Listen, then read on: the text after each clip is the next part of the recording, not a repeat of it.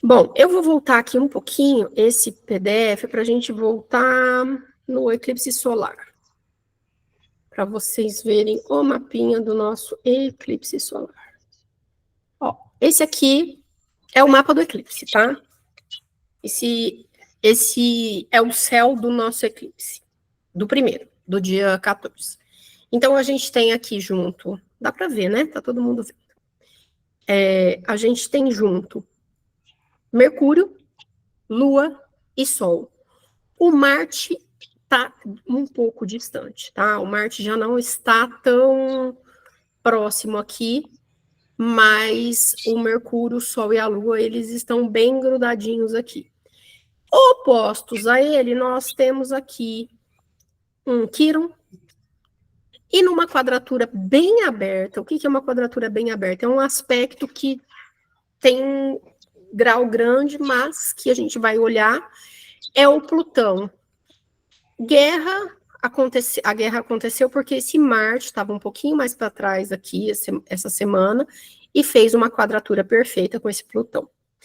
Não sei se vocês lembram, eu falei disso no Instagram, que, né, Marte-Plutão é um aspecto extremamente beligerante, mas não é só guerra entre países, a gente pode sentir essa raiva dentro da gente, essa inquietação, essa falta de paciência, a gente pode querer combater alguma coisa de dentro da gente, ou até com um companheiro, ou com o vizinho, enfim, essa sensação de guerra. Então, esse eclipse do dia 14, ele vem em cima dessa energia, não tem como a gente dissociar essa tensão que está no céu, porque ele está impregnado disso. Isso ainda está acentuado, e isso fica no mapa do eclipse. Quando a gente tem um evento importante, o Sol entrou no grau 0 de Áries, por exemplo, que é o ano novo astrológico, ou o início da primavera, no sul, quer dizer, no norte. A gente desenha um mapa, e aí esse mapa vai contar para a gente como é que vai ser aquele período. É igual quando a gente nasce, que a gente desenha um mapa, esse mapa vai contar como é que a gente vai se desenvolver e viver a vida. Então, quando a gente tem um eclipse, a gente desenha um mapa do eclipse e entende como é que aquele período de mais ou menos 6 meses, que é um período onde um eclipse vinga, aquele período vai ficar ativo. E a gente vai viver, esse mapa, ele vai contar como é que vão ser esses próximos tempos, como é que a gente vai desenvolver isso. Então, não é só o que esse mapa, o que o eclipse aciona na gente, é o que essa fase, enquanto nós, dentro da humanidade, vamos vivenciar. Então, a gente já sabe que num mapa de um eclipse solar, que afeta o Brasil, a gente tem um indicativo de tensão tão poderoso como um Plutão envolvido, com certeza é um período de crise. Porque Plutão, um dos sinônimos de Plutão é crise. Só que o outro sinônimo de Plutão, que eu adoro, é transformação.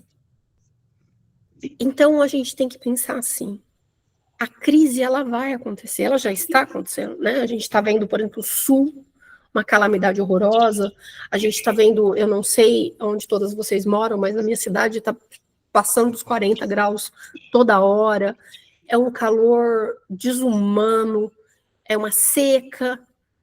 Então, desastres climáticos, esse tipo de coisa, é o que a gente espera acontecer, né? Também é uma das coisas que a gente espera.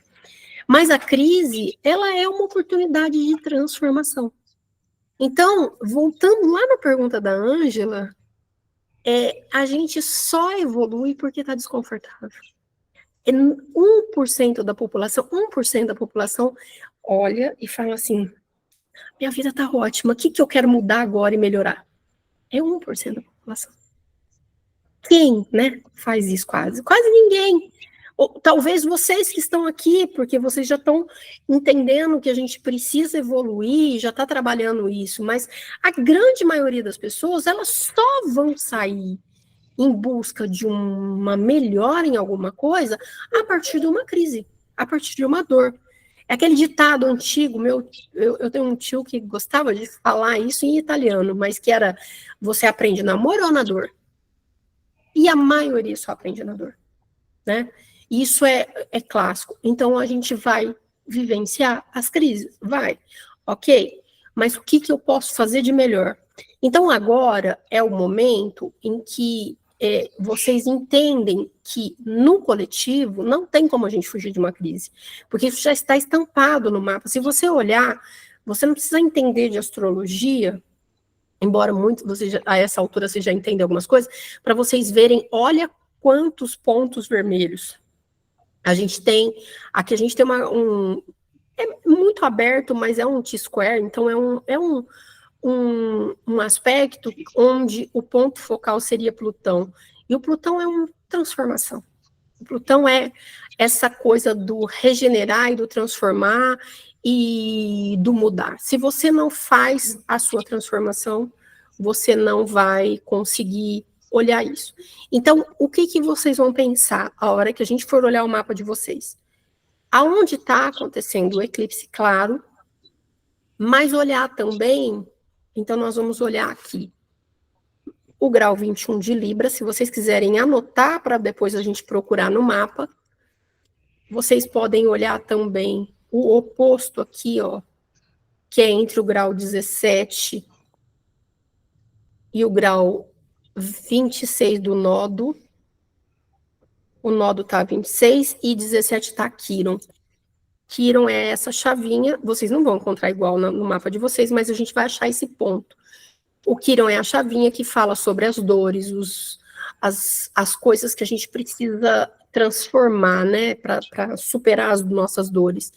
O nodo é um caminho da nossa evolução, mas eu quero que vocês procurem também o grau 27 de Capricórnio.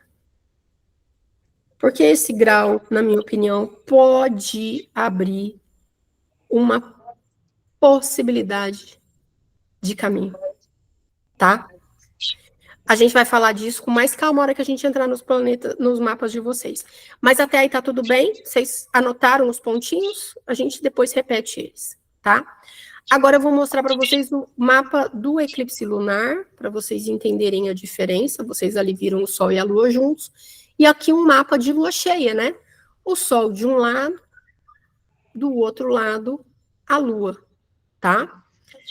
Essa Lua não vai estar em conjunção com Júpiter, tem uma distância.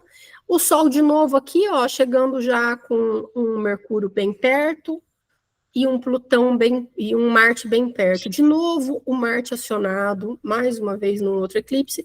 E esse eclipse acontece num signo. O Sol vai estar num signo regido por Marte, a Lua num signo regido por Vênus. Então, aqui eu vou chamar a atenção de vocês de 2 pontos. No primeiro eclipse, o Sol e a Lua estão num signo regido por Vênus, é Libra. Nesse segundo eclipse, a Lua está num signo regido por Vênus, que é Touro. Então, nós podemos dizer, sem medo nenhum, que Vênus é uma das vedetes da temporada. Até porque ela ficou retrógrada por muito tempo em Leão. A gente acabou de sair da retrogradação de Vênus. Então, a gente teve todo um processo de revisão, que vocês sabem muito bem, porque a maioria aí estava nas aulas da trilha. A gente fez todo esse processo de retrogradação. Quando ela saiu da retrogradação, ela acabou de entrar em Virgem. E aí, a gente tem um eclipse solar num signo regido por Vênus, um eclipse lunar num signo regido por Vênus. Então, Vênus, com certeza, é um dos temas. Não importa onde que vai cair o seu eclipse, não importa. Você deve estar, nesse momento, vivendo alguma coisa relacionada a dinheiro, amor, afeto, autoestima, valor próprio. Alguma dessas coisas você está pensando. Você, no mínimo, está pensando se você deve aumentar o preço da sua consulta, ou se você está sendo vista e respeitada dentro do ambiente de trabalho, ou se o seu relacionamento está feliz, ou se você precisa fazer uma mudança na forma que você lida com as suas finanças. Algum assunto de Vênus deve estar mexendo na vida de vocês. Não tem como, não. porque a Vênus ficou retrógrada de junho para cá, saiu da retrogradação, a gente cai nos eclipses. Então, é tudo muito intensificado. Então, essa é a primeira dica para vocês. Vocês nem precisam pegar o mapa. Pensem qual dos significados de Vênus vocês estão sendo convidadas a trabalhar, tá? Anota. Segunda coisa. O primeiro eclipse, o Marte... Cadê lá? Deixa eu voltar aqui. Peraí. Eu ainda estou apanhando um pouco com esse notebook novo. O primeiro eclipse, ó, o Marte não estava muito perto, mas ele ainda estava perto do Sol e ele fazia um aspecto tenso com Plutão. O Marte, ele é a oitava, o Plutão é a oitava maior de Marte. Então, a gente pode pensar que a energia marciana e plutoniana, elas são parecidas no sentido de que Plutão é muito mais, mas ao mesmo tempo a gente está falando de buscar alguma coisa, de lutar por alguma coisa, é como você mostrar que veio, né? Então, pelo que você luta? Vamos pensar assim, Marte, pelo que você luta? E aí esse Marte está envolvido no primeiro eclipse e ele volta a estar envolvido nesse segundo eclipse. Por quê? Porque o eclipse acontece com o Sol no signo de Marte. Tá? E aí, porque Escorpião é regido por Marte também, tá? Na astrologia moderna, a gente coloca para Plutão. Mas na astrologia clássica é Marte. Então, de novo, Marte e Plutão. E aí, a gente pode pensar em Vênus, os valores venusianos. A gente pode pensar no que você quer lutar, o que vale a pena para você, no sentido de, pelo que você luta, né? Qual é a sua bandeira? Sabe aquela coisa das casas antigas, das casas feudais? Qual era a bandeira, né? Então, o que eu defendia? Quais são os seus valores, né? Então, repensem isso. E também, não menos importante, eu falei que eram 2 pontos, mas é um terceiro, é o Plutão. Porque o Plutão está envolvido também na bagunça toda, desde o primeiro eclipse. Eu olharia para Plutão também. O que é que você precisa regenerar? O que você precisa transformar? O que você quer renascer? Tá? São 3 pontos. Isso você não precisa olhar no mapa, porque não é sobre o teu mapa, mas é a vida, né? Então, olha para a tua vida. Qual o aspecto venusiano que você precisa olhar? Então, é sobre relacionamentos, então pode ser, se for relacionamento, pode ser amizade, pode ser romance, pode ser relacionamentos familiares, pode ser o seu relacionamento com você, a forma como você se vê, como você se ama, pode ser também os seus valores, né? Porque Vênus também está relacionado, inclusive, a dinheiro.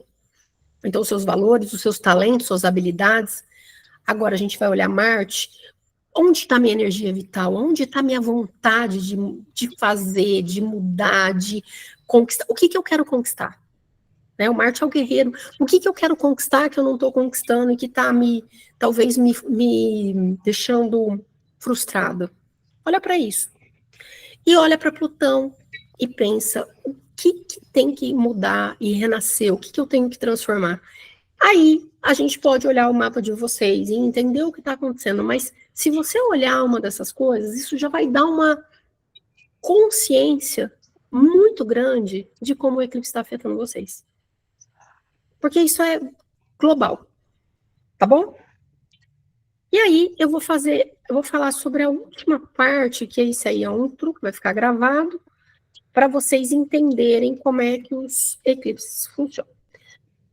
Quando a gente tem eclipses, deixa eu voltar aqui, a gente aciona eixos, normalmente. Mesmo quando é um eclipse solar, que o Sol e a Lua estão juntos, logo na sequência, a gente tem um eclipse no ponto oposto.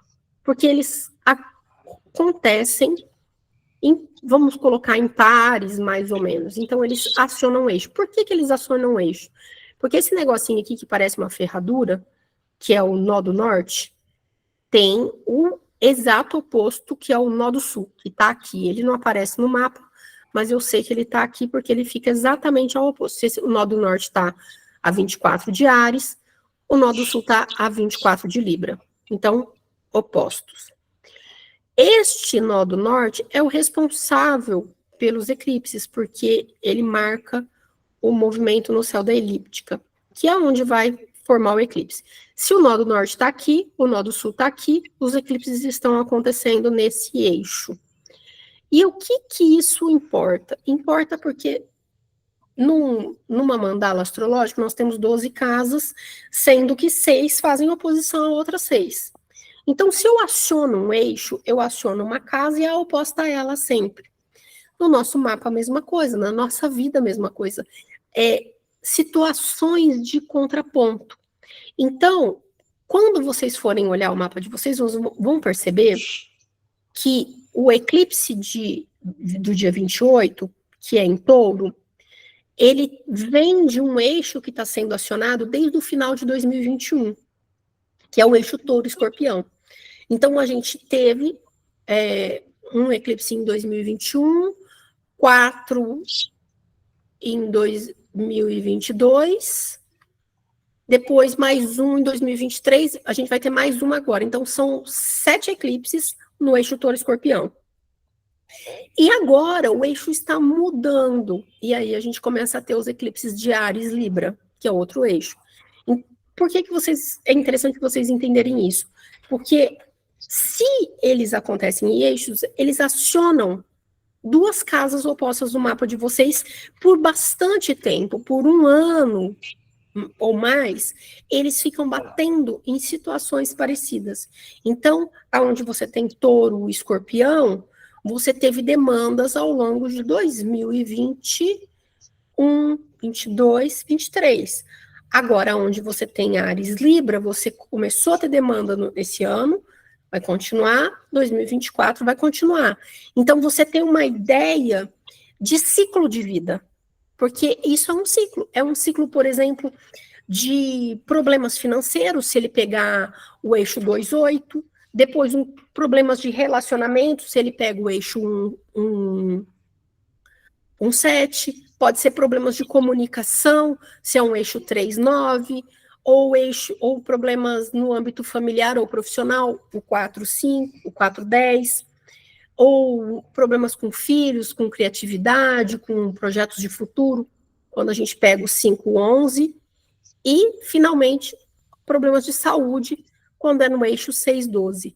Então, vocês vão entender no mapa de vocês os eixos que estão sendo acionados, porque vocês vão ter uma noção das áreas da vida de vocês que vão ficar incomodando vocês por um bom tempo, tá bom?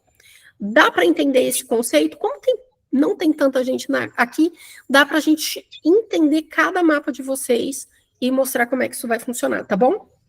Mas se tiver alguma dúvida, pode perguntar. Eu trouxe aqui, no final, uma cola para vocês, que vocês vão entender. Por exemplo, ó, a gente está aqui no eixo Touro-Escorpião. Então, o eclipse lunar é Touro-Escorpião. Então, é o meu, o do outro, o eixo dos valores. A gente vai aprender a trabalhar com valores emocionais e materiais. O eclipse agora do dia 14, o primeiro eclipse, pega o eixo Áries-Libra. Eu, o outro, meus valores pessoais, os valores do outro, aprender a conciliar e fazer acordos. E aí, aqui também tem os eixos por casas. Então, imagina que os eclipses no teu mapa estão atingindo a casa 1 ou a casa 3. Aqui está faltando 9. Isso aqui não era uma vírgula, eu vou corrigir isso antes de mandar para vocês. E aí tem até o eixo da casa 6, que é como eu expliquei para vocês. Dá para entender o conceito de eixo? Fica claro ou alguém está com alguma dúvida? Pode levantar a mãozinha e pode perguntar de tela fechada se ficar com vergonha. Bom, eu vou supor que ninguém está com dúvida. Eu vou cortar este pedaço e vou passar para a análise dos mapas de vocês. Vou ajudar vocês a entenderem o que vai acontecer. Porque a vantagem de ter...